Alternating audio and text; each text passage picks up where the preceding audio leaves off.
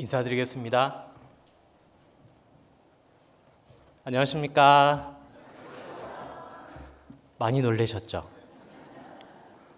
저도 놀랐습니다.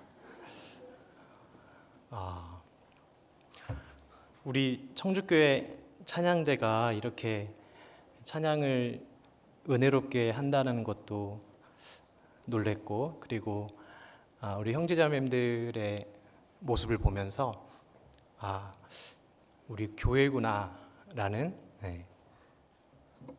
주책입니다. 제가 그런 생각이 들어서 또 놀랬습니다. 청주에서 왔습니다. 항상 외부 설교를 나가면 이렇게 인사하는데 오늘은 뭐라고 인사해야 될지 참 생각이 많이 들었습니다. 아시는 바처럼 교회 안에 편찮으신 우리 형제님들 많이 계시는데요. 담임 목사님께서 지금 사모님 수술 후에 또 옆에서 간호하고 계시고 또 계속 지켜봐야 되는 상황이기 때문에 부득이하게 제가 오게 됐습니다. 부족하지만 꿩 대신 닭도 아니고 알이라고 생각하시고 기도하는 마음으로 또 같이 말씀 상고하면 좋겠습니다. 함께 기도하겠습니다. 사랑과 은혜가 풍성하신 자비하시고 은혜로우신 하나님 아버지 감사합니다. 우리를 구원해 주시고 하나님의 은혜 가운데서 살게 해주셔서 너무나 감사드립니다. 주님의 몸된 교회 안에서 살아가는 저희들 세상 속에서 살고 있지만 분명히 거룩되게 구별되어서 살아가고 있음을 또한 감사드립니다. 우리 개인은 너무나 연약하지만 또 함께 할 때에 이렇게 아름다운 하모니가 되고 또 하나님의 영광을 위해서 살 수 있도록 힘을 주심에 또한 감사드립니다. 우리 청주교회를 통해서 이 청주 지역에 이뤄진 영혼들을 구원하시고자 하시는 하나님의 그 선하신 뜻을 생각하며 우리가 앞으로 어떤 삶을 살아야 할지, 어떤 선택을 해야 할지 늘 우리 마음속에 하나님의 그 선하신 뜻으로 가득 찰 수 있도록 주님의 말씀으로 채워주시고 또 연약한 지체들을 돌아보고 또 사랑으로 함께 기도하며 또 그들의 연약함을 같이 짐을 나눠질 수 있도록 도와주시기를 기도합니다. 우리 교회 가운데 몸이 편찮으신 형제자매들이 많이 있습니다. 우리 전미자 사모님의 건강을 회복시켜 주시고 또 우리 방희석 자매님, 또 이진만 형제님, 그리고 변정성 자매님, 조항만 형제님 많은 어려움 가운데 지금 있습니다. 주님께서 그 병실에서 위로해 주시고 또 하나님의 말씀으로 힘을 더해 주시기를 기도합니다. 믿음의 기도는 병든 자를 구원한다고 하셨습니다. 주님, 저희가 같은 마음으로 연약한 지체들을 위해서 함께 기도하고 또 마음을 나눌 수 있도록 도와주시기를 기도합니다. 이 시간 또 전국에서 또 해외 곳곳에서 하나님의 말씀을 전하고 있습니다. 말씀이 전해지는 곳곳마다 하나님 함께해 주시고 특별히 해외 교회에 우리 대한예수교 침례회를 통해서 복음이 전해진 모든 교회마다 또 복음 있는 그 어떤 교회라도 정말 하나님께서 함께 하셔서 이 마지막 때를 힘있게 살아갈 수 있도록 도와주시기를 기도합니다. 오늘 이 시간의 시종을 오직 주 성령님께만 의지하며 예수님 이름으로 기도합니다. 아멘. 함께 성경 찾겠습니다. 창세기 13장입니다. 창세기 13장 5절.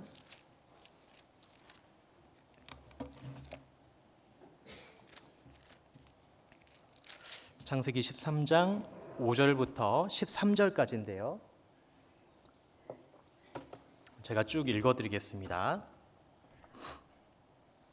아브라함의 일행 롯도 양과 소와 장막이 있으므로 그 땅이 그들의 동거함을 용납지 못하였으니 곧 그들의 소유가 많아서 동거할 수 없었음이라. 그러므로 아브라함의 가축의 목자와 롯의 가축의 목자가 서로 다투고 또 가나안 사람과 브리스 사람도 그 땅에 거하였는지라. 아브라함이 롯에게 이르되 우리는 한 골육이라 나나 너나 내 목자나 내 목자나 서로 다투게 말자. 내 앞에 온 땅이 있지 아니하냐. 나를 떠나라. 내가 좌하면 나는 우하고 내가 우하면 나는 좌하리라. 이에 롯이 눈을 들어 요단 들을 바라본즉 수알까지 온 땅의 물이 넉넉하니 여호와께서 소돔과 고모라를 멸하시기 전이었는고로 여호와의 동산 같고 애굽 땅과 같았더라. 그러므로 롯이 요단 온 들을 택하고 동으로 옮기니 그들이 서로 떠난지라. 아브라함은 가나안 땅에 거하였고 롯은 평지 성읍들에 머무르며 그 장막을 옮겨 소돔까지 이르렀더라. 소돔 사람은 악하여 여호와 앞에 큰 죄인이었더라. 네, 오늘은 이 선택이라는 주제로 같이 생각해 볼 겁니다. 선택하기 어렵죠. 특히 식당에 가서 식당은 갔는데 어떤 메뉴를 먹을지 한참 고민하게 될 때가 있습니다. 우리가 선택하는데 어려운 이유가 무엇일까라는 생각을 해보면 내가 어떤 사람인지 잘 몰라서 선택하기가 어려울 때가 있습니다.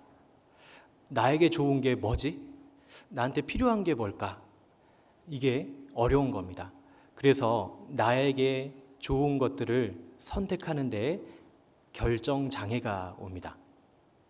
세상에서는 사람들이 선택하는데 몇 가지 기준을 가지고 있는데요. 첫 번째는 가치라는 것을 생각합니다. 이게 정말 가치 있는 일인가? 그리고 두 번째는 적어도 후회하지 말아야 되겠다. 이런 기준을 가지고 선택하죠. 한번 답을 말해 보십시오. 갈까 말까 할 때는 어떻게 해야 됩니까? 가라.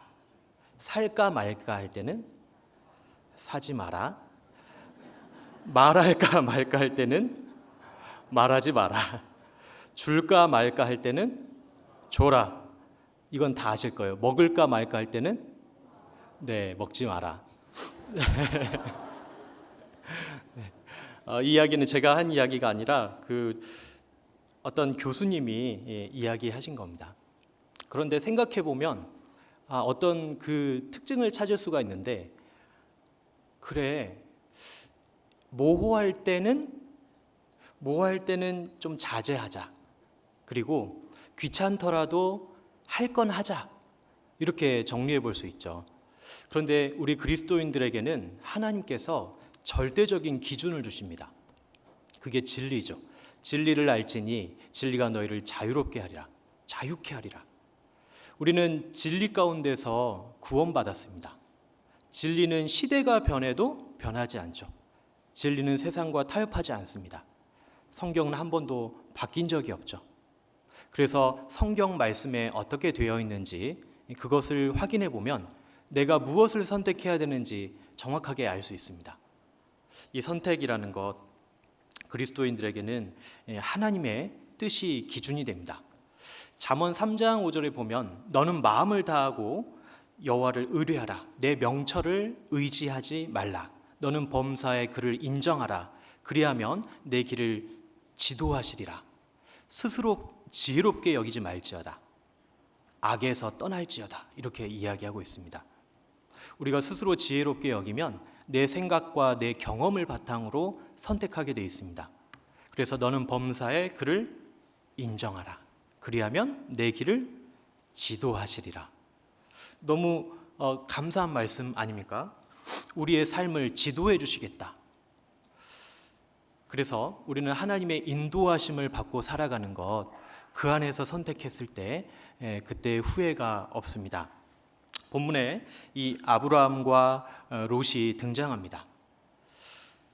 창세기 12장을 한번 찾아보겠습니다. 12장 4절.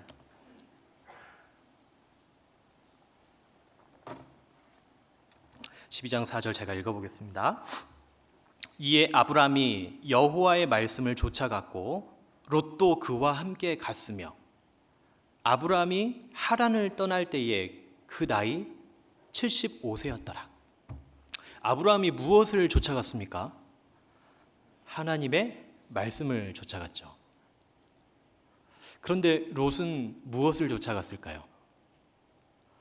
롯은 아브라함을 쫓아갔습니다.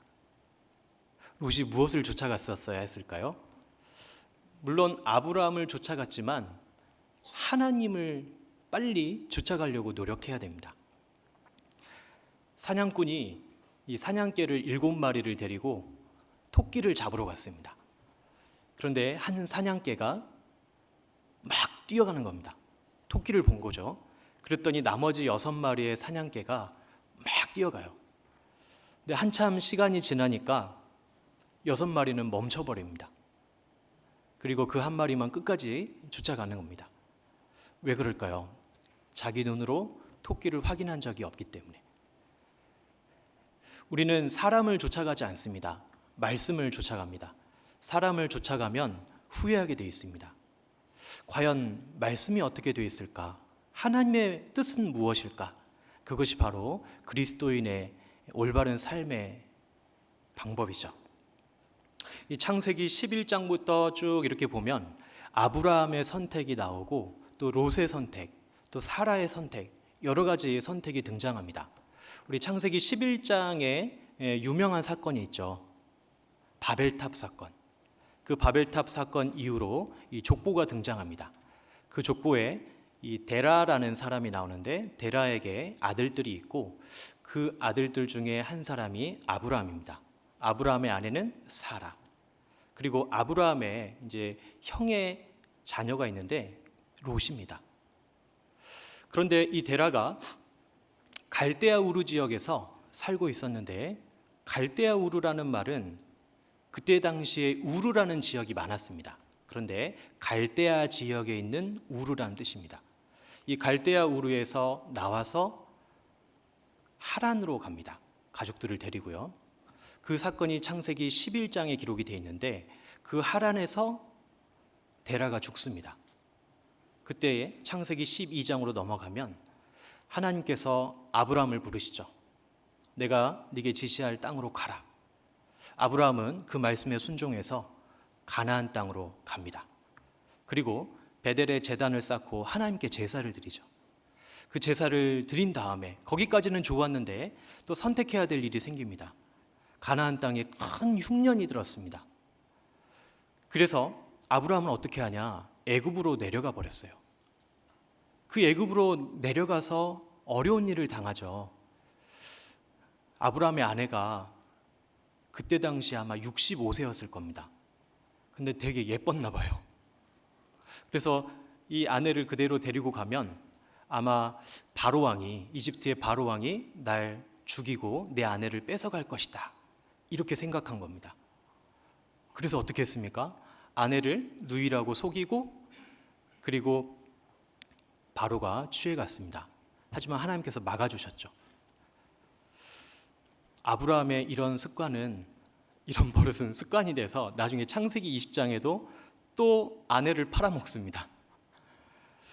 아브라함은 그런 선택의 순간에 하나님의 뜻을 생각하는 것이 아니라 자기의 경험과 자기의 생각을 먼저 앞세워서 이 결정적인 순간에 항상 잘못된 선택을 할 때가 있었던 겁니다.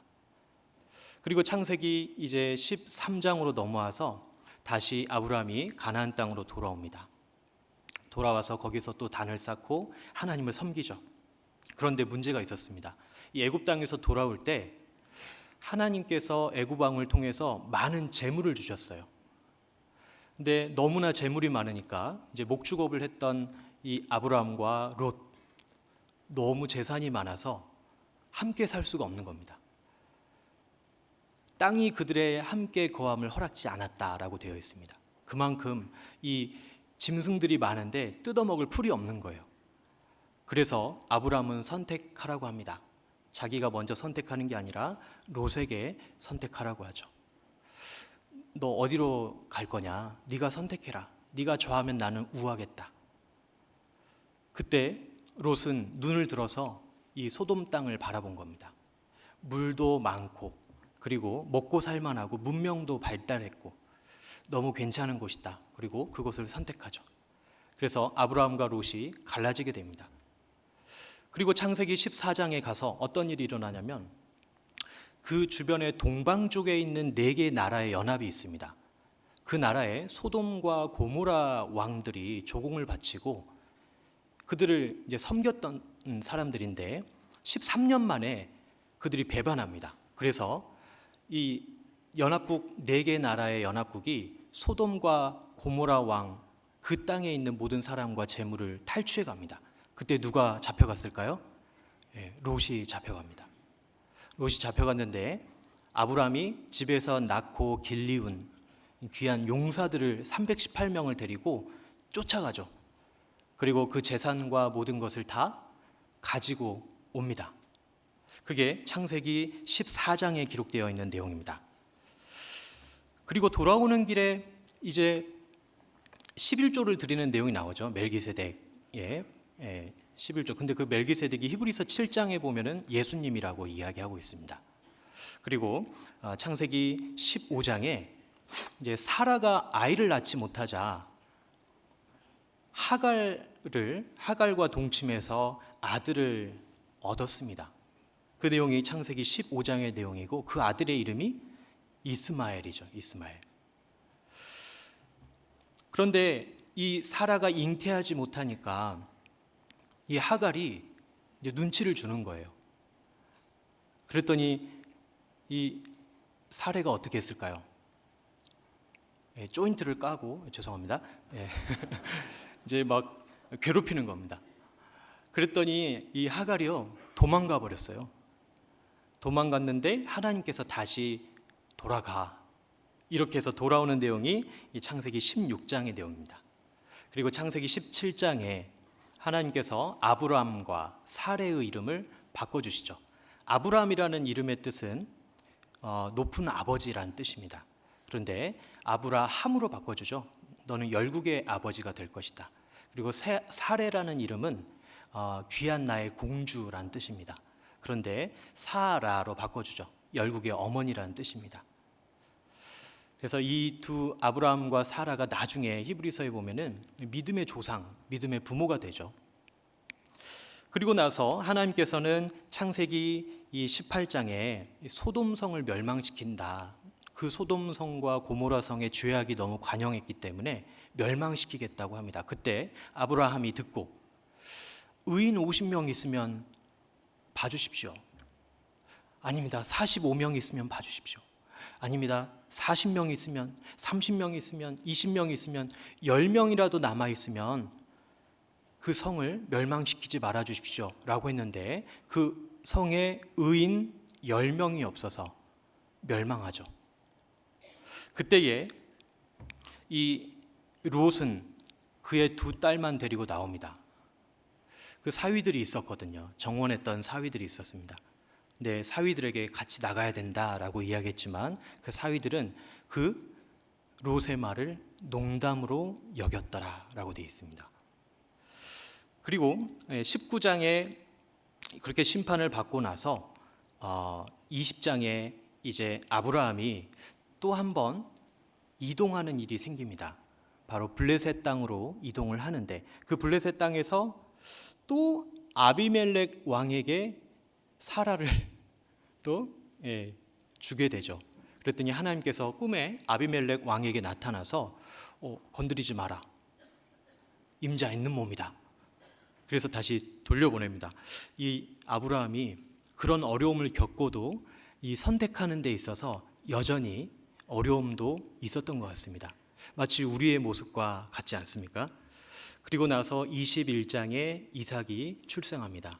무려 100세의 나이에, 그리고 사라가 90세의 나이에 아들을 낳게 되죠. 그리고 22장에 아브라함이 이삭을 하나님께 드리죠. 저는 22장은 안 잊어버리고 기억하는 이유가 이렇게 돼 있잖아요. 22 하나님께 드린다. 그래서 아브라함이 이삭을 제단에 드린 창세기 22장. 그래서 이 말씀대로 산다라고 하는 것은 완벽하다 이렇게 보기는 좀 어렵습니다. 하지만 말씀대로 살면 실패하고 넘어질 때도 있습니다. 하지만 끝이 좋죠. 끝이 좋습니다. 우리는 지금 그 과정 가운데 있는 겁니다. 그래서 때로는 내가 넘어지고 내가 왜 이렇게 연약할까? 내가 왜 그런 선택을 했을까라고 후회할 때도 있지만 후회로 머무르지 않고 내가 다음에 또 이런 선택의 기회가 왔을 때 그때는 정말 올바른 선택, 하나님 보시기에 합당한 선택을 해야 되겠다. 그랬을 때 우리는 마지막 끝까지도 올바른 선택을 하고 하나님 만났을 때 부끄럽지 않게 살 수 있게 될 겁니다. 창세기 13장으로 가보겠습니다. 13장 10절입니다. 10절 11절 제가 읽겠습니다. 이에 롯이 눈을 들어 요단 들을 바라본즉 소알까지 온 땅에 물이 넉넉하니 여호와께서 소돔과 고모라를 멸하시기 전이었는고로 여호와의 동산 같고 애굽 땅과 같았더라. 그러므로 롯이 요단 온 들을 택하고 동으로 옮기니 그들이 서로 떠난지라. 롯이 삼촌을 떠나는 것은 삼촌의 그늘에서 벗어나는 것이 아니라 하나님의 그늘에서 벗어나는 것이었습니다. 잠언 18장 1절에 보면 무리에게서 스스로 나뉘는 자가 나옵니다. 무리에게서 스스로 나뉘는 자는 왜 나뉠까요? 자기 소욕을 따르는 자라. 그래서 어떻게 될까요? 온갖 참 지혜를 배척하느니라. 무리에게서 나눌 때는요, 누가 나오지 말라 그래서 안 나오는 게 아닙니다. 자기 욕심 때문에 안 나오는 거예요. 자기 욕심이 가득 차 있었을 때 무슨 사건이 하나 있습니다. 그러면 그걸 빌미로 안 나와요. 그래서 교제에서 멀어졌다가 다시 회복된 형제자매들과 교제하다 보면 그때에 우리가 생각했을 때 상처받아서 떨어졌었구나라고 생각했는데 나중에 간증을 들어보면 상처가 아니라 욕심이었습니다. 우리는 예수 그리스도의 사랑으로 구원을 받았습니다. 우리는 1만 달란트 빚진 자인데 나에게 100데나리온 빚진 자에게 그 빚을 다 받아내려고 하는 마음이 있죠.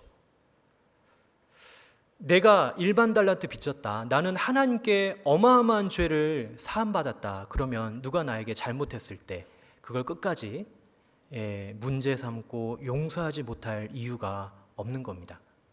고로 내 안에 있는 육신의 소욕이 나를 교제로부터 멀어지게 한다. 결국 온갖 참 지혜를 배척하느니라. 온갖 참 지혜를 배척합니다. 악인은 그 마음에 평강이 없다. 평강이 없죠. 롯도 하나님의 약속에 동참하려는 믿음이 있었을 겁니다. 아브라함이 계속 이야기해 줬을 거예요. 하나님께서 나를 부르셨어. 3가지 약속을 하셨어. 민족을 주시고 땅을 주시고 그리고 나를 통해서 복이 태어난대. 그러니까 너 나랑 같이 있어야 돼. 얼마나 많이 교제해 줬을까요? 하지만 롯은 그렇게 끝까지 그 믿음과 그 교제를 붙잡고 갔었어야 했지만 그렇지 않았던 겁니다. 롯은 눈을 들어서 요단 들을 바라봤습니다. 우리도 가끔 공부할 때 눈을 들어서 어딜 바라봐야 됩니까? 요단 들을 바라보는 게 아닙니다. 우리는 하나님을 바라봐야죠.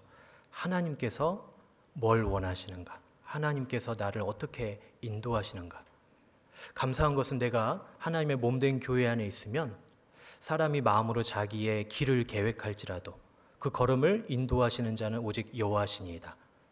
내가 어떤 생각과 어떤 길을 가려고 하더라도 주님의 몸된 교회 안에 있을 때 하나님의 인도하심을 받습니다. 그런데 결국 롯은 믿음으로 행하지 않고 눈으로 보는 것을 따라서 행하게 됐습니다. 자, 한번 따라해 보십시오. 이는 우리가 믿음으로 행하고 보는 것으로 하지 아니함이로다. 우리가 믿음으로 행하고 보는 것으로 하지 않는다. 고린도후서 5장 7절 말씀입니다. 우리는 믿음으로 행해야 됩니다. 눈에 보이는 것은 사실 완전한 게 없습니다. 결국 이 롯은요, 불 가운데 얻는 구원을 얻게 됐습니다. 존 버년이라는 영국의 그 청교도 유명하신 분이죠. 그분이 썼던 책이 바로 철로역정입니다. 세상에서 2번째로 많이 읽힌 책이라고 합니다. 근데 그 철로역정에 이 기독도가 이제 하나님의 말씀을 통해서 깨닫고 이 세상에서 장망성에서 천성을 향해서 달려가는 장면이 나옵니다. 그런데 그 가족들이 붙잡죠. 부르죠. 그때 이 기독도가 어떻게 합니까? 소리를 지르면서 뛰어갑니다. 생명, 생명, 영원한 생명, 생명, 생명, 영원한 생명 하면서 뛰어갑니다. 우리가 믿음을 가지고 살아갈 때, 그리고 뭔가 선택했을 때 그것이 옳다, 그렇다면 뒤를 돌아보면 안 됩니다. 왜 롯이 그 두 딸과 나오게 됐을까요? 사실은 아내도 나왔습니다. 하지만 아내는 뒤를 돌아봤죠. 소금 기둥이 됐습니다.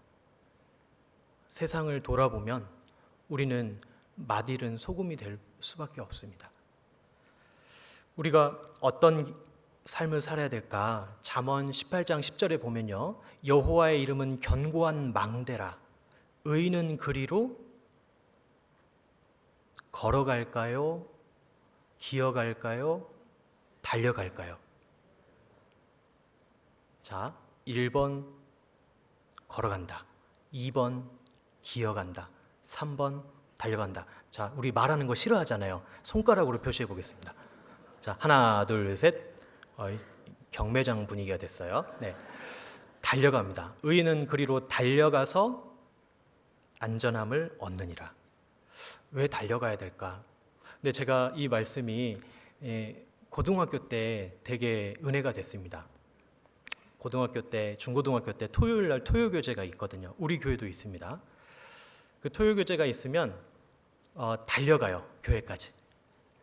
달려가서 이제 중고등부실에 가면 형제자매들이 모여 있거든요. 그러면 가방을 쫙 던지고 쫙 슬라이딩해서 기도를 딱 합니다. 그 기억이 지금도 나요. 슬라이딩 딱 하면서 무릎 꿇고 딱 기도하고, 그리고 같이 모여서 교제합니다. 그때에 그 배웠던 말씀이 얼마나 꿀 같은지. 제가 아까 찾았던 잠언 18장 1절도 그때에 들었던 말씀입니다. 의인은 그리로 달려가지 않으면 우리는 마음 뺏길 일이 너무 많죠. 이 세상에 달려가지 않으면 마음 뺏길 일이 얼마나 많습니까? 우리가 시속 30km로 차를 운전하고 가면 보이는 게 많죠. 근데 시속 200km로 차를 몰고 가면 어떻게 될까요? 안 해봐서 모르시겠죠? 저는 해봤습니다. 앞이 이렇게밖에 안 보입니다. 옆은 안 보여요. 아, 그래서 달려가는 것이 안전한 거구나. 과속하라는 말이 아닙니다. 네. 의인은 그리로 달려가야 됩니다. 그러면 하나님이 제일 크게 보입니다. 우리가 어떻게 선택해야 될까? 이 선택하는 데 있어서 참 문제가 있죠. 첫 번째는 우리는 두 주인은 섬길 수가 없습니다. 그렇죠? 마태복음, 여기를 잡아놓으시고 마태복음 6장으로 가보겠습니다.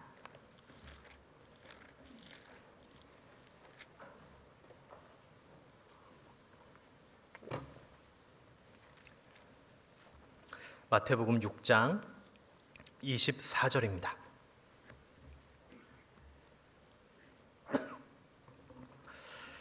같이 한번 읽어보시겠습니다. 한 사람이 두 주인을 섬기지 못할 것이니 혹 이를 미워하며 저를 사랑하거나 혹 이를 중히 여기며 저를 경히 여김이라. 너희가 하나님과 재물을 겸하여 섬기지 못하느니라. 왜 두 개의 주인을 섬기지 못한다고 하다가 갑자기 돈에 대한 이야기가 나올까? 아마 마지막 때는 이 돈이 우리의 주인처럼 행세할 때가 많다라는 것을 이야기하고 있지 않을까, 이렇게 생각하게 됩니다. 디모데전서 6장에 보면요, 돈을 사랑하는 자에 대해서 나옵니다. 돈을 사랑하는 것은 일만하게 뿌리가 된다. 그리고 자기를 찔러버린다. 괴롭게 한다는 거예요. 돈을 사랑하는 그 마음이요. 돈을 좋아할 수는 있겠죠. 하지만 돈을 사랑한다고 표현합니다. 돈이면 다 된다고 생각하거든요. 그렇지 않죠. 두 주인을 섬길 수가 없습니다. 우리는 주님 앞에 갈 때까지 주님만 섬기고 살아가는 겁니다.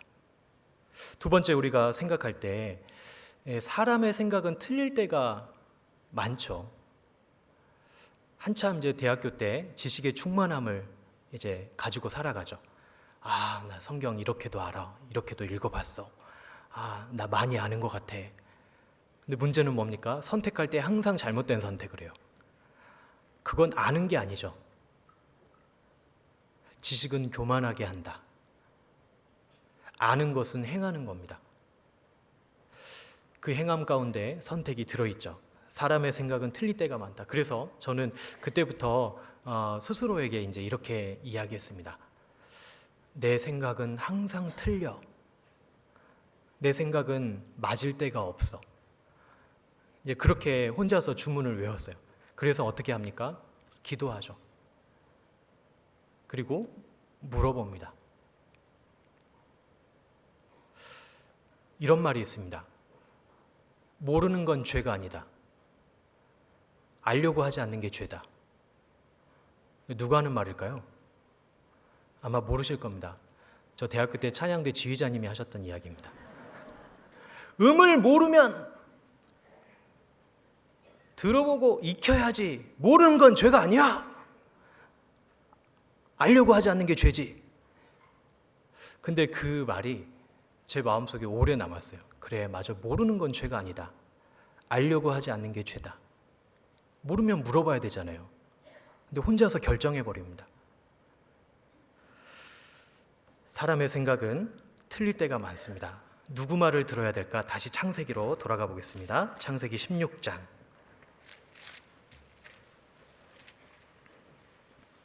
16장 1절 2절입니다. 아브라함의 아내 사레는 생산치 못하였고 그에게 한 여종이 있으니 애굽 사람이요 이름은 하갈이라. 사레가 아브라함에게 이르되 여호와께서 나의 생산을 허락지 아니하셨으니 원컨대 나의 여종과 동침하라. 내가 혹 그로 말미암아 자녀를 얻을까 하노라 하매 아브라함이 사레의 말을 들으니라. 분명히 하나님께서 너의 씨로 난다라고 했는데 아브라함이 인간적으로 생각해봐도 말이 안 되는 거예요. 내가 지금 나이가 지금 몇 살인데. 그래서 아브라함은요, 누구의 말을 듣습니까? 사레의 말을 들어요. 우리가 누구 말을 들을 것인가, 이거 잘 생각해 봐야 됩니다. 아브라함도 자녀를 기다렸으니까 이제 끝까지 기다리면 되는 건데, 그런데 자기의 생각대로 결정해버리는 겁니다. 결국 누구를 낳았습니까? 이스마엘. 이스마엘이 누굽니까? 지금 아랍국의 시작이죠. 그 아브라함의 선택으로 인해서 4,000년 넘게 지금까지도 이스라엘이 전쟁하고 있는 이유가 바로 아브라함의 선택 때문이었습니다. 누구의 말을 들을 것인가? 하나님께 만약에 아브라함이 물어봤다면 그러면 하나님께서는 아브라함에게 뭐라고 이야기하셨을까요? 기다려. 기다려. 이상합니다. 하나님께서는요, 실제로 기다려라는 응답을 주실 때가 더 많습니다. 그리고 목사님들과 교제하다 보면 기다려라는 말씀을 하실 때가 더 많아요. 제가 청년이었을 때는 목사님과 그렇게 교제하다가 마음에서 이렇게 좀 올라왔어요. 아, 세상 물정 모르시네. 속으로 그런 마음이 있었습니다. 그런데 왜 그러는지 알게 됐어요. 아, 그렇구나. 부지런한 자의 경영은 어떻게 되죠? 풍부함에 이를 것이나. 그 반대가 뭘까요? 부지런한 자의 반대. 게으른 자가 나올 것 같죠? 근데 조급한 자가 나옵니다. 부지런한 자의 경영은 풍부함에 이를 것이나 조급한 자는 궁핍함에 이를 따름이니라. 게으른 것보다 더 나쁜 게 뭔지 아세요? 조급한 겁니다. 조급하게 결정하면 반드시 후회하게 되어 있습니다. 기다려야 됩니다. 그리고 물어봐야 돼요. 모르는 건 죄가 아니다. 알려고 하지 않는 게 죄다. 그리고 답을 들었다면 그대로 살아가야 됩니다. 좋을 대로 해서는 안 됩니다. 좋을 대로 해. 이건 너무나 무서운 말이죠. 창세기 19장입니다. 19장 8절. 내게 남자를 가까이 아니한 두 딸이 있노라. 청컨대 내가 그들을 너희에게로 이끌어내리니 너희 눈에 좋은 대로 그들에게 행하고 이 사람들은 내 집에 들어왔은즉 이 사람들에게는 아무 짓도 하지 말라. 이 소돔성에 살고 있는 롯에게 천사가 갑니다. 끌어내기 위해서. 여기 멸망한다. 그런데 그 소돔성이 정말 음란한 도시였죠. 소돔이라는 말 아십니까? 영어 성경에 소돔이. 동성연애입니다. 남자들끼리 서로 상간하는 겁니다. 근데 이 소돔이라는 성에 이 천사 2명이 들어갔는데 못 봤던 남자잖아요. 동네 남자들이 다 그 문을 열고 들어옵니다. 우리한테 내놔. 우리가 그와 상관하리라. 너무 무서운 시대죠. 그렇기 때문에 하나님은 심판하시는 겁니다. 그런데 이때 롯이 하는 말이 참 전 무섭더라고요. 너희 눈에 좋은 대로 그들에게 행하고. 롯에게는 2 딸이 있었거든요. 그 딸들 줄 테니까 너희들 마음대로 해라. 우리도 가끔 그렇게 이야기할 때가 있잖아요. 자녀들에게 또는 형제 자매들에게 교제해 준답시고 하는 이야기가 좋을 대로 해. 하고 싶은 대로 해. 이건 너무나 무서운 이야기입니다. 책임질 수 없는 말을 하는 거예요. 내가 모르면 구역장님, 구역장님이 모르면 교구장님, 교구장님이 모르면 집사님들, 집사님들이 모르시면 전도인. 그래도 답이 없다. 그럼 어떻게 해야 됩니까? 기다려야죠. 기다릴 줄 모르는 사람은 육신 따라갑니다. 기다릴 줄 모르는 사람은 그 열매를 먹습니다. 3번째는요. 무게가 실리면 기울어지게 되어 있습니다. 어느 쪽에다 무게를 더 줄 것인가? 나의 삶에 무게를 주는 곳에 내가 기울어지게 돼 있고 결국 그쪽으로 가게 돼 있어요. 우리 아이들이 타는 스케이트보드도 보면요. 왼쪽으로 기울어지느냐 오른쪽으로 기울어지느냐에 따라서 방향이 결정되죠. 그런 것처럼 우리의 선택도 그렇습니다. 무게를 얼마나 주느냐에 따라서 그리 기울어지게 돼 있습니다. 로마서 8장으로 가보겠습니다. 로마서 8장 4절부터 8절까지.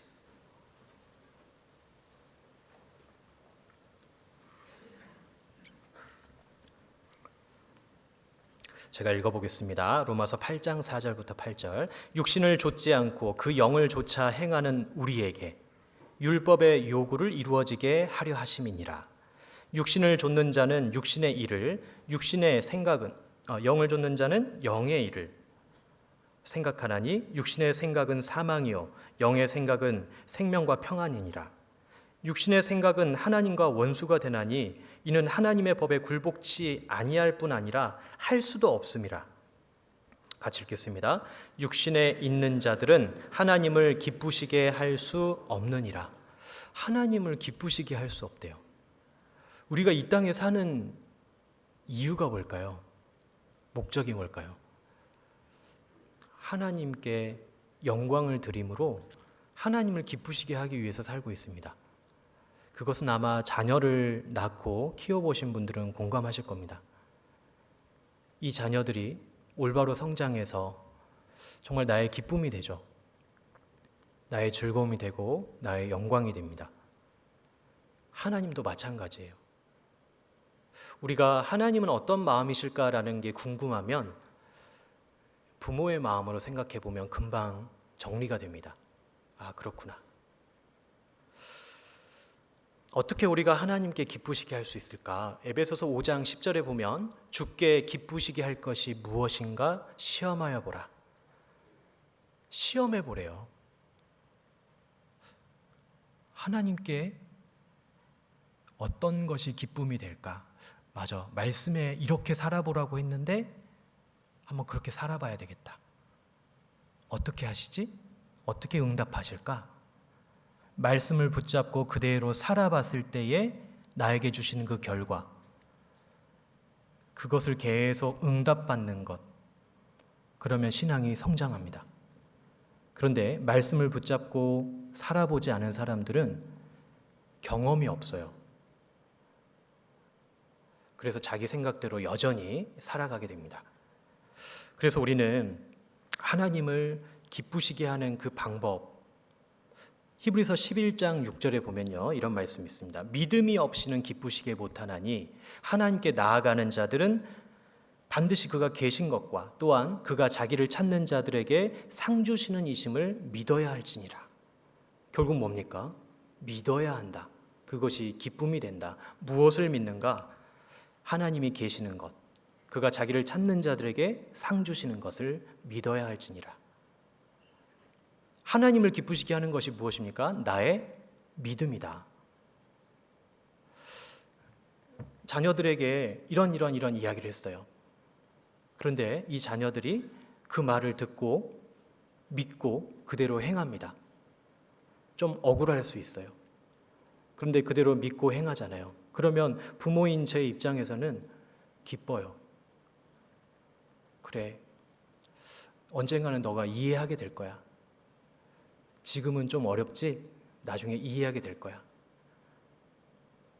그리고 그 자녀가 부모에게 기쁨을 주잖아요. 그럼 하나님께서는 우리에게 또 기쁨을 돌려주십니다.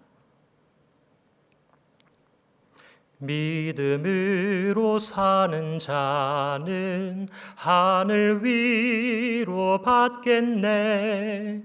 무슨 일을 만나든지 만사 형통하리라.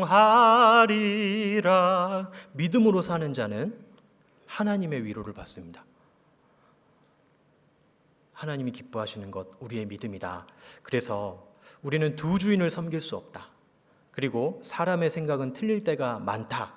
그리고 무게가 실리면 기울어진다. 육신을 따라 살 것인가? 성령을 따라 살 것인가? 어디에다 무게를 둘 것인가? 근데 이렇게 선택할 때 걸림이 되는 게 나의 자존심이죠. 그 알량한 자존심 때문에 올바른 길을 선택하지 못할 때가 많습니다. 그것까지도 내려놔야 됩니다.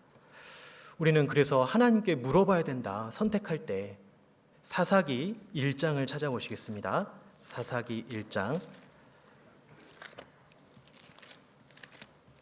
사사기 1장 1절입니다.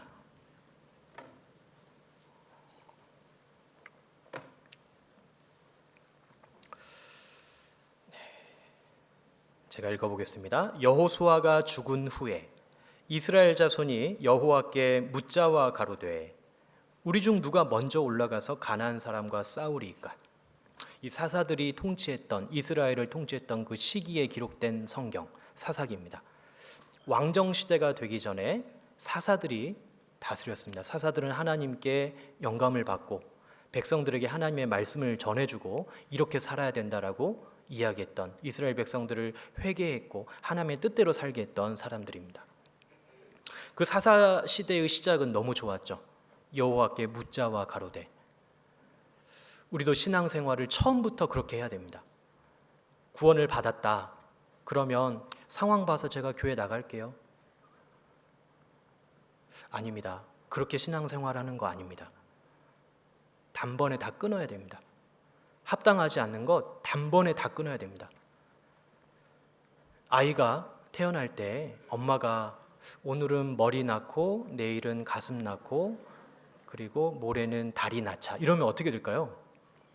둘 다 죽어요. 둘 다 죽어. 우리가 구원받았으면 이전 것은 지나갔으니 보라 새 것이 되었도다. 하나님의 안에 있으면 우리는 새로운 피조물이라고 했습니다. 단번에 끊어야 됩니다. 그리고 내 다이어리가 이제는 어떻게 됩니까? 교회 연간 계획이 내 다이어리에 다 기록되어 있어야 돼요. 맞아, 우리 교회 대집회가 언제 있지? 그래, 학예 수양회가 언제 있구나. 춘계 추계 수양회가 언제 있구나. 내 다이어리에 교회 일정이 먼저 기록돼야 됩니다.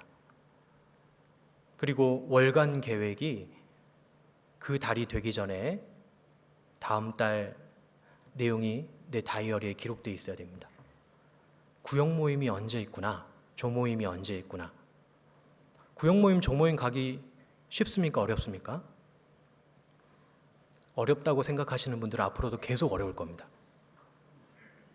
왜냐하면 갈 마음이 없거든요. 할 마음만 있으면 받으실 터이요. 마음이 있으면 할 수 있습니다. 마음이 없으니까 못하죠. 조모임 가기 어렵습니까? 쉽습니까? 묵비권을 행사하시는군요. 네. 조모임 가는 거 어떤 분에게는 쉽죠. 어떤 분에게는 어렵습니다. 그런데 월간 계획을 내 다이어리에다 먼저 기록해 놓고 기도하잖아요. 그러면 모든 일정을 하나님께서 비켜가게 해주십니다. 그리고 온전하게 참석하지 못해도 시작할 때 말씀만이라도 내가 듣고 가겠다. 밥 먹을 때 오지 마시고 말씀할 때 오셔야 돼요. 주의 말씀이 나를 살리셨음이니이다. 우리는 하나님께 물어봐야 된다. 우리가 그런 거 있잖아요. 인사하는 모습을 보면 그 사람이 어떤 사람인지 알죠. 이렇게 인사하시는 분들의 특징은 뭐냐면 상대방을 별로 존중하지 않습니다. 인사하는 그 모습에 그 사람이 다른 사람을 어떻게 대하는지가 딱 들어있죠. 그래서 인사를 잘하시는 분들을 보면 그 마음이 금방 읽혀져요. 마치 그런 것처럼 이 경건한 사람들은요, 기도하는 모습을 통해서 알 수 있습니다. 기도를 어떻게 하는가? 이 기도하는 모습을 통해서 그 사람이 정말 하나님을 사랑하는 사람인가? 이걸 알 수 있죠. 정말 하나님을 사랑하는가? 하나님을 이 세상에 그 무엇보다도 위에 놓고 살아가는가? 그리고 신앙생활에 관심이 있는가? 신앙생활에 관심이 없다면 기도하지 않을 겁니다. 그리고 세 번째는 정직한가? 기도하는 사람은 정직합니다. 정직한 사람에게 하나님께서 기쁨을 뿌려주십니다. 시편 97편에 보면 정직한 자를 위하여 기쁨을 뿌렸도다. 마치 김치볶음밥을 맛있게 했는데 마지막에 김가루 뿌려주면 되게 좋잖아요. 하나님께서 우리 삶에 기쁨을 뿌려주십니다. 근데 누구에게요? 정직한 자에게. 정직하는 자는 기도하는 자입니다. 기도하지 않으면 어떻게 될까요? 교만해집니다. 그리고 감사가 없어요. 매사에 불평이 있습니다. 기도하지 않으면 자기의 허물을 알지 못하고 다른 사람 탓만 합니다. 그리고 기도하지 않으면 죄 가운데 살게 되고 진리 가운데 행하지 못하게 되죠. 또 기도하지 않으면 용서를 못해요. 계속 가지고 있습니다. 화를 푸는 가장 좋은 방법이 뭘까요? 화를 푸는 가장 좋은 방법. 화해입니다. 화해. 부끄럽지만 제가 예전에 직장 생활할 때 아침에 저는 직장 생활의 모토가 칼퇴근이었거든요. 6시 땡 하면 먼저 들어가겠습니다 하고 이제 나왔거든요. 이제 너무 교회 일정이 많다 보니까 그래서 아침에 일찍 가요. 일찍 가서 일을 빨리 어느 정도 오전에 다 끝내놓고 오후에는 이제 눈치를 봅니다. 어느 타이밍에 내가 나올까. 근데 아침에 일찍 가야 되는데 제 앞을 이중주차로 막아놓은 거예요. 그래서 기분이 좋을까요? 안 좋을까요? 아, 빨리 가야 되는데 하면서 이제 핸드폰을 꺼내가지고 막 전화를 걸었습니다. 아, 차 좀 빼주십시오. 그랬더니 저 차 좋게 됐는데요. 그러는 거예요. 아, 빼주시라고요. 그랬더니 거기 어딥니까? 아, 저 여기 광주 어디라고 그랬더니 저는 거기서 안 사는데요. 그러는 거예요. 보니까 제가 전화번호를 잘못 누른 거예요. 제가 잘못했잖아요. 근데 전화번호를 또 이제 뭐냐 죽었어 하면서 이렇게 이제 꼭꼭꼭 눌러서 이제 전화를 했습니다. 전화를 받자마자 아니 차를 이렇게 대시면 어떡합니까? 제가 그렇게 이야기했던 것 같아요. 그랬더니 그분이 되게 미안해하시면서 얼른 빼드릴게요 하고 왔어요. 근데 그분이 오고 있는 모습을 보면서도 제가 궁시렁궁시렁 했던 것 같아요. 그 차 빼는 데까지 가서 제가 막 이렇게 뭐라고 했던 것 같아요. 근데 운전하고 이렇게 직장을 가는데 화가 계속 나는 거예요. 막 음악을 막 크게 틀어보기도 하고 막 그랬는데 화가 안 풀리더라고요. 그래서 어떻게 할게요? 통화 버튼을 한번 더 눌렀습니다. 제가 아까 화내서 죄송합니다. 그랬더니 그분이 화 안 내셨는데요. 아, 그래요? 아무튼 죄송합니다. 그때 화가 풀리더라고요. 아, 그렇구나. 화는 화해할 때 풀리는구나. 제가 잘못하진 않았어도 제가 손만 조금만 더 내밀어주면 제 마음이 편해집니다. 계속 갖고 살면 안 되죠. 그래서 기도하지 않으면 용서하지 못한다. 왜냐하면 제가 전화를 해야 되겠다라는 그런 생각이 든 건 기도하는 가운데 생각이 들었거든요. 기도해야 됩니다. 기도하지 않으면 잘못된 선택을 하게 됩니다. 기도하지 않으면 구원의 역사가 나타나지 않습니다. 기도하지 않으면 비참한 인생이 됩니다. 롯처럼요. 그러면 기도하면 어떻게 될까? 기도하면 첫 번째, 하나님이 함께 계심을 깨닫게 됩니다. 그리고 겸손한 사람이 돼요. 하나님이 함께 하시는 것을 깨닫게 됩니다. 빌립보서 4장 6절로 8절 말씀 다 암송하고 계시죠? 아무것도 염려하지 말고 오직 모든 일에 기도와 간구로 너희 구할 것을 감사함으로 하나님께 아뢰라. 그리하면 모든 지각에 뛰어난 하나님의 평강이 그리스도 예수 안에서 너희 마음과 생각을 지키시리라. 지켜주신답니다. 우리의 마음과 생각을 지켜주신대요. 환경을 바꿔주시는 게 아닙니다. 우리의 마음과 생각을 지켜주십니다. 그래서 기도하는 사람은요, 겸손할 수 있어요. 하나님이 나와 함께 하시는구나, 이걸 믿을 수 있습니다. 내가 지금 이런 일을 겪고 있는 것은 하나님께서 허락하신 것이다 라는 믿음이 생깁니다. 그래서 감사할 수 있죠. 그리고 기도하는 사람은요, 마음이 부드럽습니다. 마음이 부드러운 사람들은 나오는 말이 부드러울까요? 거친 말이 나올까요? 부드러운 말이 나오죠. 난 좀 말을 부드럽게 하고 싶어. 그러면 어떻게 해야 됩니까? 마음이 부드러워야 돼요. 어떻게 해야 마음이 부드럽습니까? 기도해야 됩니다. 에스겔 36장 26절에 보면 또 새 영을 너희 속에 두고 새 마음을 너에게 주되 너희 육신에서 굳은 마음을 제하고 부드러운 마음을 줄 것이며, 우리에게 부드러운 마음을 주십니다.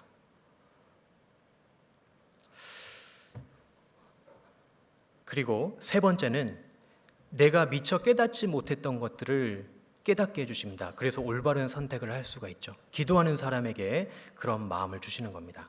시편 25편을 찾아보겠습니다.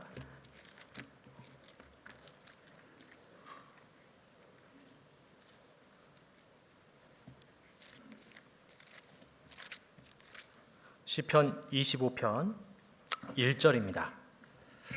다윗의 시죠. 제가 읽어보겠습니다. 여호와여, 나의 영혼이 주를 우러러보나이다. 이 다윗의 이 시편을 우리가 잠자기 전에 많이 읽잖아요. 시편을 읽으면 이 고난 가운데서 그렇게 위로가 됩니다. 왜 그럴까? 이 다윗의 시편은 특히 다윗이 힘들고 어렵고 엄청난 고난 가운데서 기록했거든요. 다윗이 왕궁에 있을 때는 시편이 없었어요, 거의. 그런데 다윗이 사울에게 쫓겨다닐 때, 자기 아들에게 쫓겨다닐 때, 그때의 그런 시편들이 왜 그렇게 나올 수 있었을까? 고난 가운데 하나님은 더 가까이 계신다는 걸 우리가 느낄 수 있거든요. 여호와여, 나의 영혼이 주를 우러러보나이다. 12절 같이 읽어보겠습니다. 여호와를 경외하는 자 누구뇨? 그 택할 길을 저희에게 가르치시리로다. 여호와를 경외한다. 경외가 뭡니까? 크고 두려운 거예요. 우리 그 국민학교 때 선생님 그림자를 잘 안 밟으려고 했었잖아요. 그게 경외하는 마음이잖아요. 너무 좋은데 가까이 갈 수가 없어. 너무 좋은데 함부로 할 수가 없어. 그거 경외잖아요. 여호와를 경외하는 자 누구뇨? 그 택할 길을 저에게 가르치시리로다. 기도하면 잘못된 선택을 하지 않게 됩니다.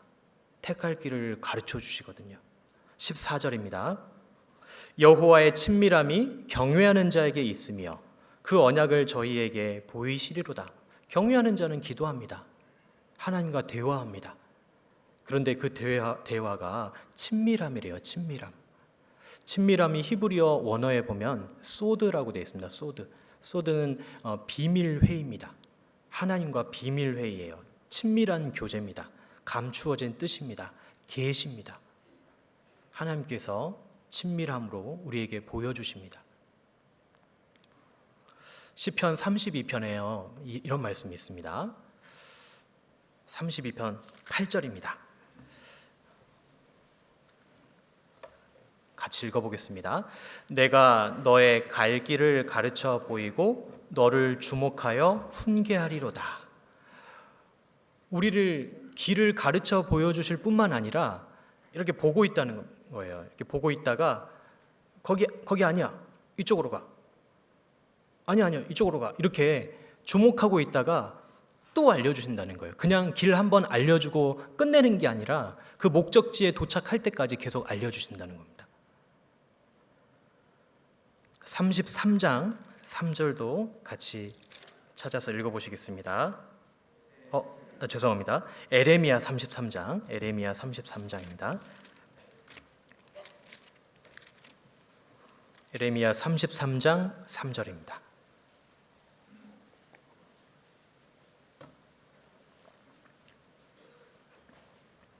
(33장 3절) 같이 읽겠습니다. 너는 내게 부르짖으라. 내가 내게 응답하겠고 내가 알지 못하는 크고 비밀한 일을 내게 보이리라. 약속하셨죠. 하나님께 직접 구하고 하나님께 응답받는 그런 삶이 돼야 됩니다. 하나님이 가까우십니까? 아브라함의 하나님, 이삭의 하나님, 야곱의 하나님은 많이 들어봤는데 나의 하나님입니까? 롯의 하나님은 아니었죠. 개인적으로 저도 좀 기도하고 있는 게 뭐냐면 정종우의 하나님. 그런데 우리 아이들에게는 어떤 하나님일까? 우리 아빠의 하나님. 자신들의 하나님이 됐을까? 정말 힘들고 어려울 때 하나님께 기도하고 하나님께 묻고 행할 수 있을까? 부모님의 하나님이라고 생각하고 교회에 나오는 친구들은 롯과 같은 선택을 하게 됩니다. 우리의 자녀들이 정말 나의 하나님이라는 걸 알 수 있도록 도와줘야 됩니다. 그래서 때로는 징계하죠. 아침에 꼭 성경 읽고 가라. 아침에 꼭 성경 읽고 느낀 점을 이야기하고 가라. 훈련시키죠. 왜? 그게 너의 하나님을 발견할 수 있는 방법이다. 그 말씀을 하루 종일 마음에 품고 살아야 된다. 나는 괜찮아. 아이들도 그럴까요? 나는 수요 집회 안 나와도 괜찮아. 아이들도 그럴까요? 내가 수요 집회를 안 나오는데 아이들은 어떤 생각을 가지고 있을까요? 부모님이 수요 집회를 안 나오면서 아이들이 자기의 하나님을 찾을 수 있을 거라고 생각하십니까? 천만의 말씀입니다. 롯과 같은 선택을 할 겁니다. 지금 중고등부의 아이들이요, 정말 힘있게 살려고 합니다. 전도도 많이 합니다. 이따가 보시면 아시겠지만 모두의 때 우리 중고등부 아이들이 연극도 합니다. 아이들이 힘있게 살아가고 있습니다. 이 아이들이요, 자기의 하나님을 찾아가고 있어요. 그래서 교회에서 어떻게 도와줄 수 있을까? 중학교 다니는 우리 형제들, 1, 2학년 형제들은 수요 말씀을 들으면 잘 이해가 안 되거든요. 왜냐하면 어려우니까. 그래서 수요 말씀 있을 때에 우리 중고등부 부장단 선생님들께서 돌아가면서 아이들과 교제해 주기로 했습니다. 같이 잠언을 읽고 묵상하는 방법을 가르쳐 주고 찬송도 하고, 교회가 참 좋은 곳이구나. 우리 부모님들의 결단이 필요합니다. 내가 먼저 나가야 되겠다. 그렇게 한 다음에 우리 아이들을 인도해야 됩니다. 교회에 이런 게 있대. 네 친구들도 나오고 있대. 좋을 대로 해. 학원 가야 되잖아. 학원 시간 옮겨야죠. 아이들의 신앙, 사실은 부모님을 그대로 닮습니다. 고등학교 때까지 부모님 신앙을 뛰어넘는 자녀들은 안 나타납니다. 부모님이 정말 마음의 결단을 해야 됩니다. 나의 하나님이 되도록, 우리 아이들의 하나님이 되시도록 말씀을 듣고 교제하고 교회가 정말 좋구나라는 것을 느끼게끔 도와줘야 됩니다. 우리는 이렇게 기도해야 되죠. 내 눈을 열어서 주의 법에 기이한 것을 보게 하소서. 시편 119편 118절에 나와 있는 말씀입니다. 내 눈을 열어서 주의 법에 기이한 것을 보게 하소서. 그리고 기도하면 마음에 힘이 생깁니다. 마음에 힘이 생기면 다 할 수 있어요. 힘이 없어서 못해요. 상담을 받으러 가는 이유가 뭘까요? 1번 답을 찾기 위해서, 2번 그 답대로 행할 수 있는 힘을 얻기 위해서. 답은 우리가 다 알고 있지 않습니까? 우리 안에 성령이 계시기에 답을 왜 모릅니까? 답을 알죠. 근데 답대로 살 힘이 없잖아요. 그건 성경에 나와 있는데 사람이 어떻게 성경대로 살아요? 아닙니다. 그런데 상담을 하잖아요. 그러면 성경대로 살 수 있는 힘을 얻을 수 있어요. 그건 제가 전도인이 되고 알았어요. 저는 전도인이 되기 전에 상담하러 가지 않았거든요. 내가 답을 다 알고 있는데 왜 가서 허락을 받아야 돼? 그 이야기 할지 거 뻔한데? 그런데 전도인이 되고 상담 받으러 오시는 형제자매들과 교제하는 가운데 답을 알려드리는 게 아니라는 걸 알게 됐어요. 그 답대로 살 수 있도록 힘을 드려야 되겠다. 그래서 하나님의 말씀에 이런 말씀이 있습니다. 하나님이 함께 하십니다. 자매님과 여호수아 1장 5절부터 9절에 보면 여호수아에게 하나님이 함께 하신다고 약속하셨습니다. 계속 그렇게 이야기하셨습니다. 그래서 여호수아가요, 힘을 내서 지혜를 모으고 사람을 모아서 가나안 땅을 정복했지 않습니까? 안 될 거야라고 생각하고 오셨던 형제자매들 마음에서 희망이 생기고 힘이 생깁니다. 나도 한번 말씀대로 살아볼까? 그렇게 한번 해볼까? 그래, 항상 이렇게만 머물러서 살 수는 없잖아. 말씀대로 살아야 됩니다. 우리의 이 선택에는 결과가 따릅니다. 우리가 알고 있는 모압 족속과 암몬 족속 있잖아요. 그 모압 족속과 암몬 족속이 어떻게 생겨났습니까? 롯이 그 소돔성에서 나올 때 두 딸과 같이 나왔죠. 근데 그 두 딸들이 이제 남편이 없잖아요. 우리의 가업을 이을 수가 없다. 그래서 아버지에게 술을 먹이고 아버지와 동침해서 생긴 족속이 바로 모압 족속과 암몬 족속입니다. 그 모압 족속과 암몬 족속은 하나님 앞에 저주받았죠. 그 롯의 선택이 그런 결과를 낳게 하는 겁니다. 그 딸들의 이름이 뭘까 해서 계속 찾아봤어요. 근데 그 딸들의 이름은 성경에 기록되어 있지 않습니다. 그렇구나. 이름이 없는, 마치 그 부자처럼. 거지 나사로는 이름이 있지만 부자는 이름이 없었잖아요. 우리는 마지막 주자라는 게 분명하죠. 요한계시록 22장을 찾아보시겠습니다.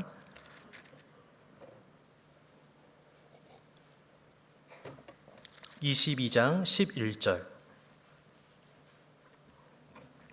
22장 11절을 같이 읽어보시겠습니다. 불의한 자는 그대로 불의를 하고 더러운 자는 그대로 더럽고 의로운 자는 그대로 의를 행하고 거룩한 자는 그대로 거룩되게 하라. 이 마지막 때가 되면 이 세상이 극단적으로 갑니다. 선한 사람들은 더욱 선하게 살고 악한 사람들은 더 악하게 삽니다. 왜 이런 말씀을 하셨을까? 왜 그대로 하라고 하실까? 주님은 곧 오신다고 했는데 도대체 언제 오실까? 언제 주님 다시 오실는지 아는 이가 없으나 등 밝히고 너는 깨어 있어 주를 반겨 맞아라. 그렇죠? 언제 주님 오실지 모릅니다. 그런데 예수님 시대 때 예수님의 제자들은 어떻게 생각했을까요? 예수님의 제자들도 예수님이 곧 오신다고 생각했어요. 고린도전서 15장을 보면요. 찾아보겠습니다. 고린도전서 15장 51절입니다.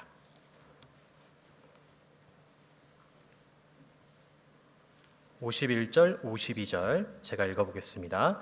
보라, 내가 너희에게 비밀을 말하노니 우리가 다 잠잘 것이 아니요 마지막 나팔의 순식간에 홀연히 다 변화하리니 나팔 소리가 나매 죽은 자들이 썩지 아니할 것으로 다시 살고 같이 읽겠습니다. 우리도 변화하리라.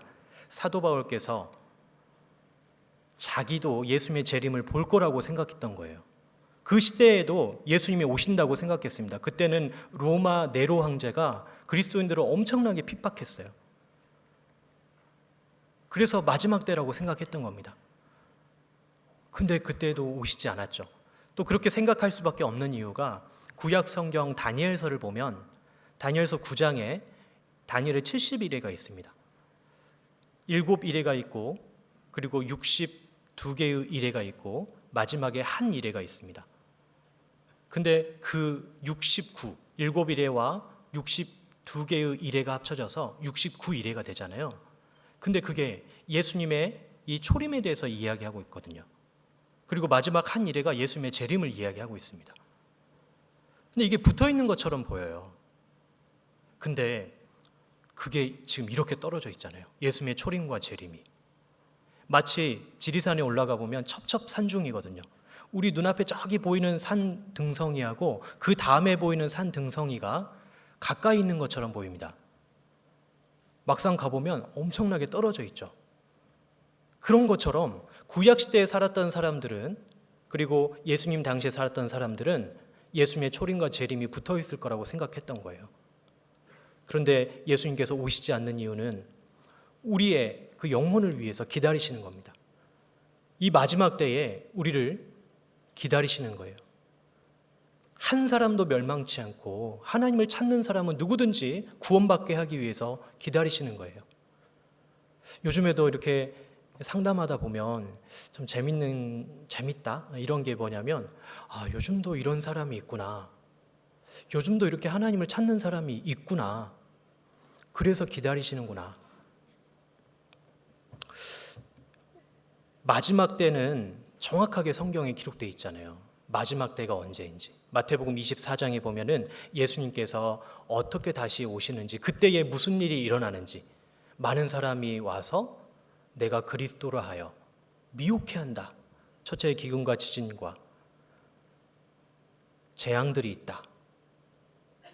그리고 가장 확실한 것은 무화과 나무의 비유를 배우라. 그 가지가 연하여지고 잎사귀를 내면 여름이 가까운 줄 알아니 인자가 가까이 곧 문 앞에 이른 줄 알라. 이것을 본 세대가 다 가기 전에, 무화과 나무의 회복을 본 세대가 다 가기 전에. 그런데 그게 불과 언제 우리 눈으로 확인할 수 있었던 때였을까? 세계 1차 대전 이전에는요, 제국주의 시대였잖아요. 전 세계 나라가 50개 정도밖에 안 됐습니다. 왕이 있었어요. 그런데 그때 당시에 내가 하나님이야 라고 나타나면 어떻게 될까요? 왕이 가만히 놔둘까요? 다 죽여버리죠. 내가 그리스도라 할 수 있는 사람이 나타날 수가 없어요. 세계 1차 대전, 2차 대전이 끝나고 이제 경제가 통합되고 유럽이 하나가 되는 일들이 우리 시대 때 있었던 일입니다. 지금까지 역사적으로 성경에 나와 있는 그 내용이 문자적으로 이루어진 시대가 없어요. 딱 우리 시대입니다. 그리고 경제가 성장하고 이제 대가족에서 핵가족으로 분위기가 바뀌었잖아요. 만약에 대가족하에 우리가 계속 살고 있다면 우리 자매님들 구원받기 쉬웠을까요? 시아버님께서 교회 나가지 마라. 그러면 못 나가는 거예요. 그렇잖아요. 근데 이렇게 핵가족으로 바뀌고 경제가 성장하고 먹을만하고 경제적으로 너무 어려우면요 말씀 못 듣습니다. 먹고 사는 게 너무 힘들어서. 근데 우리가 살고 있는 이 시대가 어떻습니까? 혹시 쌀이 없어서 굶으시는 분 계세요? 없잖아요. 정말 먹고 살만 하잖아요. 무화과 나무와 그 모든 나무의 비유를 배우라 그랬습니다. 이스라엘의 회복만이 아니에요. 전 세계가 말씀을 듣고 구원받을 수 있는 가장 좋은 시기가 지금 우리가 살고 있는 이 마지막 때입니다. 하나님께서 마지막으로 기회를 주신 거예요. 촛불이 타다가 마지막에 활활 타고 확 꺼져버리잖아요. 우리 시대입니다. 그런데 놀랍게도 우리 교회의 역사를 한번 생각해 보세요. 1962년도에 이완 목사님이 구원을 받았습니다. 1957년도에 케이스 글라스라는 길기수 선교사님께서 우리나라에 와서 복음을 전하시죠. 그때 구원을 받으시고 태동했습니다. 우리 교회가. 그리고 1983년도에 대한예수교 침례회가 설립이 됐죠. 어린아이였습니다. 2000년까지 교회 안에 성장하는 과정 가운데 시끄러운 일도 있었죠. 그런데 2000년이 되고 무슨 일이 일어납니까? 교회가 성장하죠. 이제 성인이 됐어요. 20살이 넘었습니다. 하나님은 교회를 성장시키시고 교회를 통해서 일을 하죠. 1999년에 러시아 선교가 시작됐습니다. 2004년에 필리핀과 몽골의 선교가 시작됐어요. 근데 놀라운 것은 하나님께서 우리나라의 위상을 높여주십니다. 2002년 월드컵 때 우리나라가 축구 4강에 들어갔습니다. 기적이죠. 세계 사람들 우리가 축구를 잘하는지 압니다. 우리가 다 뭐 축구 잘합니까? 그 사람들만 잘한 거지. 그리고 막 김연아 선수가 피겨스케이팅 막 금메달 따고 지금 K-팝, K-드라마, K-뷰티라고 해서 화장품, K-푸드, K자만 붙이면 다 성공한대요. 전 세계 어디를 가도 우리 교회가 선교하는 데 있어서 크게 어려움이 없습니다. 반겨줍니다. 제가 멕시코 선교를 2년 전에 갔을 때 한국 사람들 되게 좋아하더라고요. 아, 그렇구나. 왜 이렇게 됐을까? 그거 느껴지시지 않습니까? 마지막 시대에 지금 하나님께서 누구를 쓰고 계시는지. 하나님께서 우리 교회를 쓰고 계십니다. 우리 교회를 쓰고 계시고 우리가 지금 전 세계에 약 1200개 나라에 83개 나라에 1200개 교회가 있죠. 우리가 거기를 지금 계속 지원하고 있습니다. 우리 국내에 234개의 교회가 있습니다. 마지막 시대에 우리 교회를 쓰고 계세요. 앞으로 얼마나 남을지 모릅니다. 근데 그 시간이 많이 남았을까요? 주님이 오실 시간이 정말 많이 남았을까요? 많이 남았다라고 생각할 수도 있을 거예요. 앞으로 한 20년 남지 않았을까? 한 10년 남지 않았을까? 그렇다면 20년이라는 시간이 정말 많이 남은 겁니까? 20년 동안 몇 명 전도하셨습니까? 지난 20년 동안. 지난 20년 동안 나를 통해서 구원받은 사람이 몇 명이나 됩니까? 지난 10년 동안 나를 통해서 구원받은 사람이 몇 명입니까?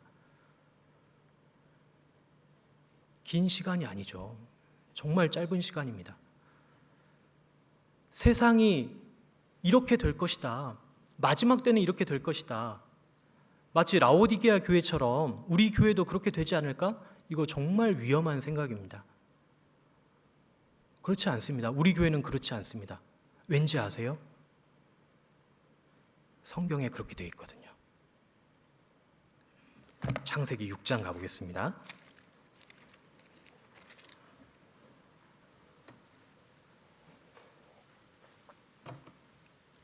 창세기 6장 1절, 2절. 사람이 땅 위에 번성하기 시작할 때에 그들에게서 딸들이 나니 하나님의 아들들이 사람의 딸들의 아름다움을 보고 자기들의 좋아하는 모든 자로 아내를 삼는지라. 왜 노아 시대 때 세상이 한번 멸망했습니까? 하나님의 아들들 셋의 후손입니다. 사람의 딸들과 섞였어요. 가인의 후손입니다. 섞여버리면 그렇게 돼요. 우리 교회도 그렇게 되지 않을까? 누가복음 18장에 보면은 그 재판장에게 간청하는 한 여인이 나오잖아요. 번거롭게 하니 내가 난 너무 번거롭다 이 여자. 들어줘 버리잖아요. 그 이야기를 하면서 예수님이 하시는 말씀이 인자가 다시 올 때 세상에서 믿음을 보겠느냐? 그 예수님의 재림 다시 오실 때를 말하는데 그 예수님이 다시 오실 때가 누가복음 18장에서 말하는 그때가 예수님의 공중재림일까요? 지상재림일까요? 만약에 이걸 공중재림이라고 생각하면 위험해집니다. 그러면 우리도 그렇게 살아야 되거든요. 믿음이 없이 살아야 되거든요. 그건 지상재림이에요. 이 세상에 구원받은 모든 사람이 주께서 호령과 천사장의 소리와 하나님의 나팔로 친히 하늘로부터 강림하시리니 그리스도 안에서 죽은 자들이 먼저 일어나고 그 후에 우리 살아남은 자도 구름 속으로 끌어올려 공중에서 주를 영접하게 하시리니 그래야 우리가 항상 주와 함께 있으리라. 다 올라가요. 이 땅에 구원받은 사람 한 명도 남지 않습니다. 그리고 7년 환란 때에 전 3년 반에 구원받은 그리스도인 유태인 그리스도인 14만 4천 명이 다 순교당해서 없죠. 그러니까 예수님의 지상재림할 때는 믿음이 없어요. 우리는 어떻게 살아야 될까? 우리는 노아의 가족처럼 살아야 됩니다. 자, 6장 7절. 가라사대 나의 창조한 사람을 내가 지면에서 쓸어버리되 사람으로부터 육축과 기는 것과 공중의 새까지 그리하리니 이는 내가 그것을 지었음을 한탄함이니라 하시니라. 8절 같이 읽겠습니다. 그러나 노아는 여호와께 은혜를 입었더라. 노아는 여호와께 은혜를 입었습니다. 그리고 노아가 어떻게 했습니까? 9절. 노아의 사적은 이러하니라. 노아는 의인이요 당세의 완전한 자라. 같이 읽겠습니다. 그가 하나님과 동행하였으며. 우리 교회는요 노아같이 살 겁니다. 우리는 노아처럼 될 거예요. 우리는 세상과 섞이지 않습니다. 우리는 올바로 선택하고 올바로 살아갈 겁니다. 좋은 거 선택하면 잘못 선택하게 돼 있어요. 옳은 거 선택해야 됩니다. 무엇이 옳을까? 무엇이 하나님께 기쁨이 될까? 무엇이 하나님의 영광을 위한 것일까? 우리는 분명히 마지막 시대를 살고 있습니다. 이 노아가 나중에 믿음장에서 어떤 평가를 받습니까? 히브리서 11장 가보겠습니다. 히브리서 11장 7절입니다.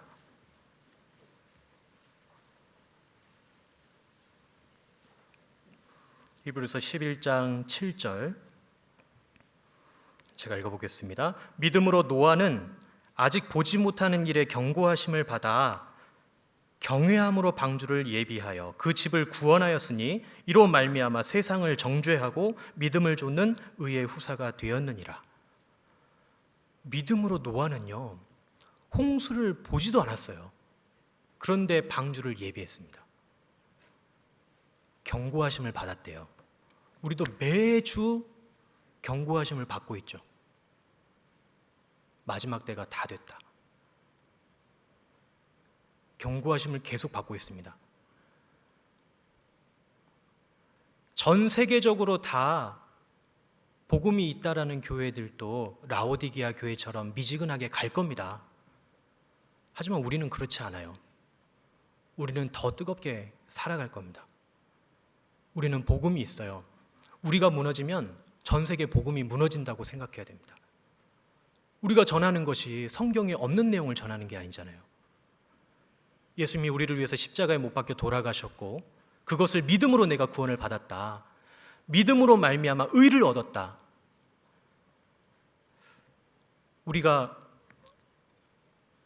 그런 소망이 있습니다. 이걸로 끝나지 않는다. 제가 좋아하는 성경 중에 고린도전서 15장이 참 좋아하고, 그리고 임종을 앞두고 있는 어르신들 신방 갈 때 고린도전서 15장을 처음부터 끝까지 읽어드립니다. 어르신들 좋아하세요. 그리고 두려움을 떨쳐내십니다. 고린도전서 15장을 소망장이라고 합니다. 왜 고린도전서 15장이 소망장이냐면 부활이 기록되어 있거든요. 예수님이 부활의 첫 열매가 되셨다. 만일 우리의 부활이 없으면 우리가 세상에서 제일 불쌍한 자다, 이렇게 말하는 거예요.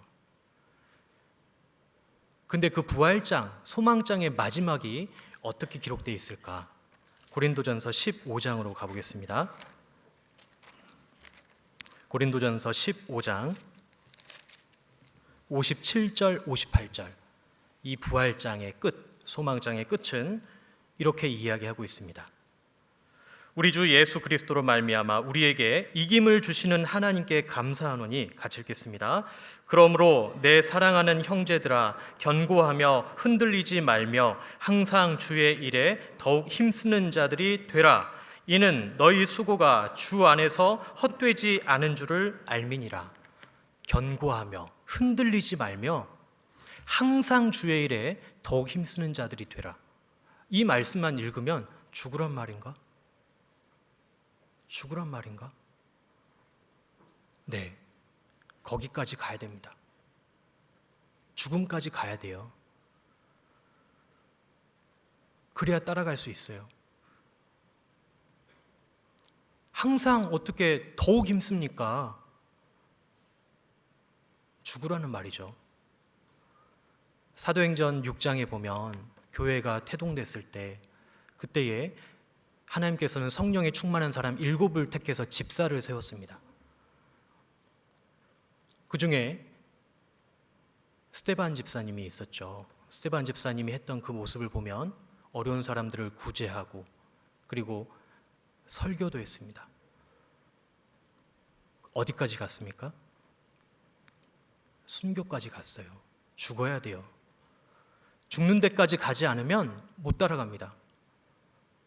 마지막 주자는요, 죽을 힘을 다해서 달리는 거예요. 만약에 여기 계신 우리 형제자매님들 지금 교구 대항 릴레이를 한다고 한번 가정해 보세요.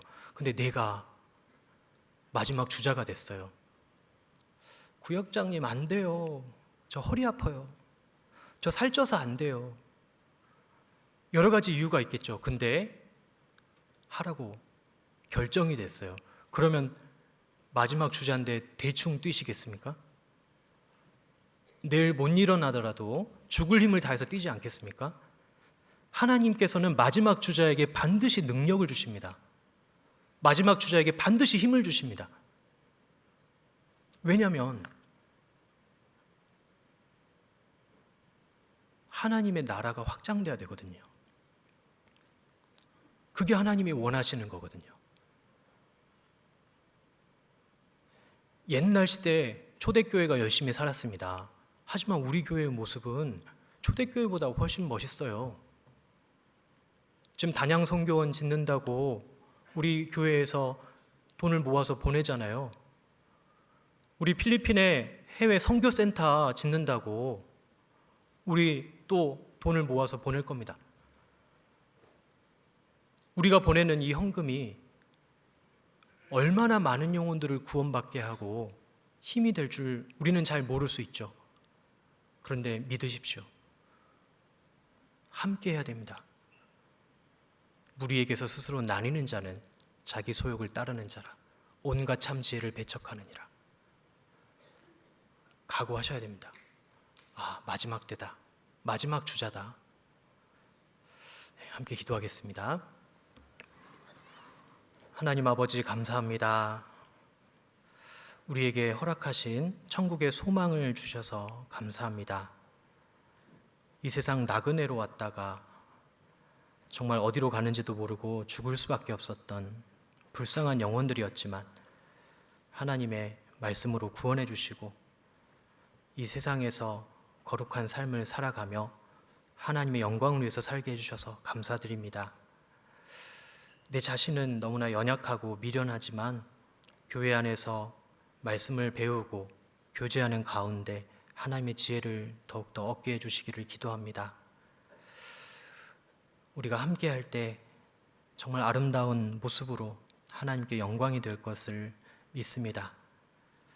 복음을 위해서 그리고 형제자매님들을 세우는 일에 있어서 우리가 늘 같은 마음으로 함께할 수 있도록 도와주십시오.